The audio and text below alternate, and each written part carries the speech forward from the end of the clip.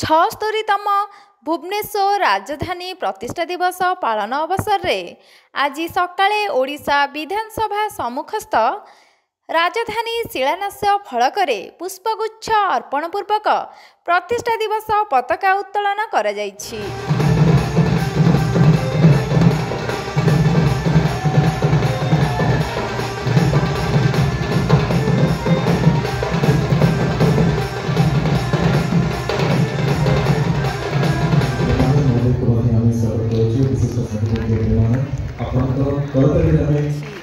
उत्सव में राज्य मुख्य शासन सचिव श्री प्रदीप कुमार जेना मुख्य अतिथि भाव योगदान करथिले।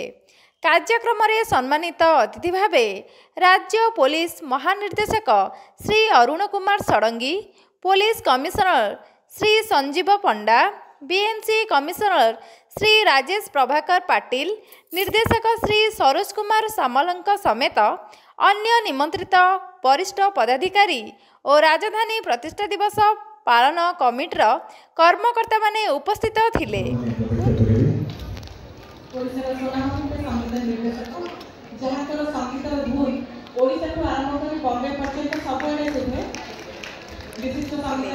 भुवनेश्वर स्वर्णप्रभा नायकଙ୍କ रिपोर्ट पर्यवेक्षक ओडिशा।